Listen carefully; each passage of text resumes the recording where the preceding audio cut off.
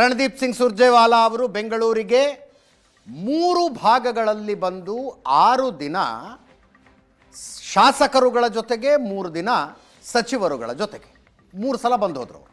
ಸಭೆಗಳನ್ನು ಮಾಡಿದ್ರು. ಎಲ್ರಿಗೂ ಅರ್ಥ ಆಗುತ್ತೆ, ರಣದೀಪ್ ಸಿಂಗ್ ಸುರ್ಜೇವಾಲಾ ಅವರು ತಾವೇ ನಿರ್ಧಾರ ಮಾಡಿ ತಮ್ಮ ಪಾಡಿಗೆ ತಾವು ಬಂದು ಈ ಸಭೆಗಳನ್ನು ಮಾಡಿರೋದಿಲ್ಲ. ಇದು ದೆಹಲಿ ವರಿಷ್ಠರ ಸೂಚನೆಯ ಮೇರೆಗೆ ಆಗಿರುತ್ತೆ. ಮತ್ತು ಈ ಸಭೆಗಳು ಸಿದ್ದರಾಮಯ್ಯನವರನ್ನು ಅವರ ಆಪ್ತರಿಗೆ ಸ್ವಲ್ಪ ಬೇಜಾರು ಮಾಡಿದ್ದಾವೆ. ಕೆಲವರು ಬಾಯ್ಬಿಟ್ಟು ಹೇಳ್ಕೊಂಡಿದ್ದಾರೆ ಅದನ್ನು. ಈಗ ಇರುವ ಪ್ರಶ್ನೆ, ಈ 1-to-1 ಸಭೆಗಳ ರಿಪೋರ್ಟು ಸಚಿವ ಸಂಪುಟ ಪುನಾರಚನೆಗೆ ಬೇಸಾಗತ್ತಾ ಅಂತ.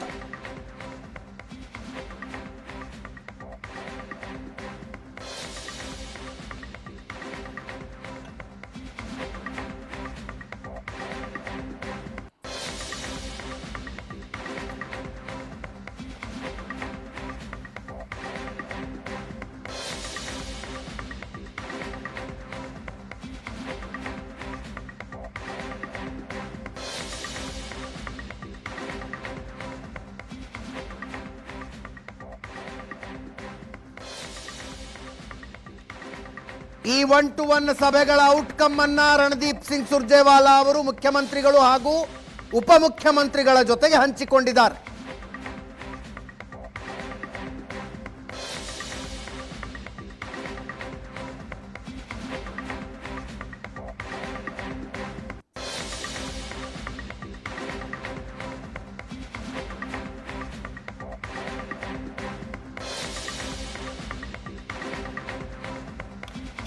ಇದು ಸಚಿವ ಸಂಪುಟ ಪುನರ್ರಚನೆಗೆ ಬೇಸಾಗುತ್ತಾ ಅನ್ನುವುದು ಒಂದು ಪ್ರಶ್ನೆ. ಯಾವ್ಯಾವ ಸಚಿವರ ಸಾಧನೆ ಕಳಪೆ ಅನ್ನಿಸ್ತಾ ಇದೆಯೋ ಅದರ ಬಗ್ಗೆ ರಣದೀಪ್ ಸಿಂಗ್ ಸುರ್ಜೇವಾಲಾ ಮುಖ್ಯಮಂತ್ರಿಗಳು ಉಪಮುಖ್ಯಮಂತ್ರಿಗಳ ಜೊತೆಗೆ ಹಂಚಿಕೊಂಡಿದ್ದಾರೆ. ಇದರ ಬಗ್ಗೆ ಪರಿಶೀಲನೆ ಮಾಡ್ತೀವಿ ಅಂತ ಅವರು ಹೇಳಿದ್ದಾರೆ.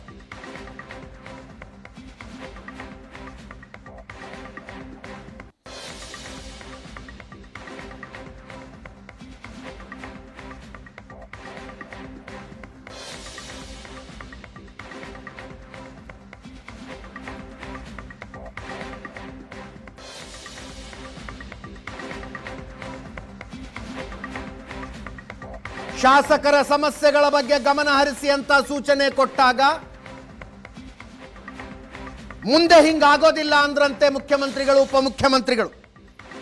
ಸಮಸ್ಯೆ ದೊಡ್ಡದಾಗತ್ತೆ ಶಾಸಕರು ಇದೇ ರೀತಿ ಅಸಮಾಧಾನಿತರಾಗಿ ಇದ್ರೆ ಅಂದ್ರಂತೆ.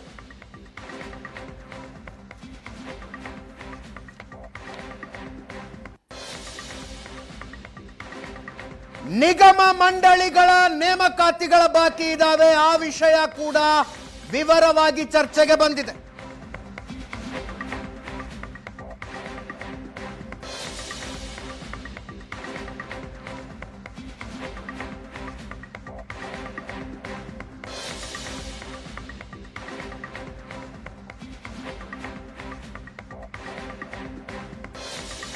ಇದಕ್ಕೆ ಈಗಾಗಲೇ ಒಂದು ಸಮಿತಿ ರಚಿತಗೊಂಡಿತ್ತು ಹೋಮ್ ಮಿನಿಸ್ಟರ್ ನೇತೃತ್ವದಲ್ಲಿ.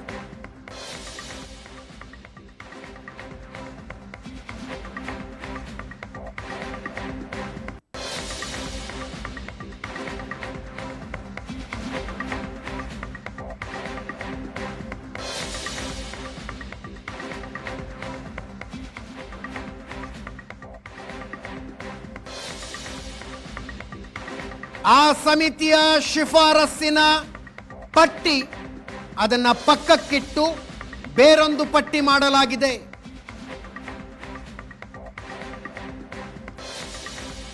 ನೆನ್ನೆನೆ ಹೊಸ ಲಿಸ್ಟ್ ತಯಾರಾಗಿದೆ. ಅದನ್ನೇ ಫೈನಲ್ ಮಾಡೋ ತೀರ್ಮಾನಕ್ಕೆ ಬಂದಿದ್ದಾರೆ. ಶೀಘ್ರದಲ್ಲೇ ಆ ಪಟ್ಟಿ ಪ್ರಕಟ ಆಗುತ್ತೆ.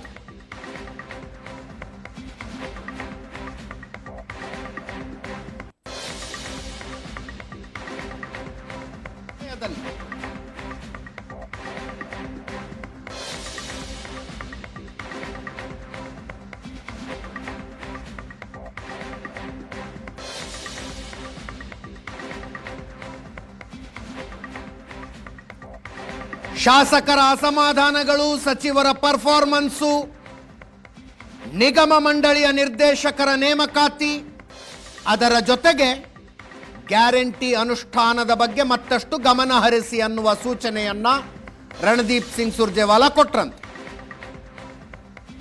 ಆದಷ್ಟು ಬೇಗ ದಿಲ್ಲಿಯಲ್ಲಿ ಇನ್ನೊಂದು ಸಭೆ ಆಗೋ ಸಾಧ್ಯತೆನೂ ಇದೆ.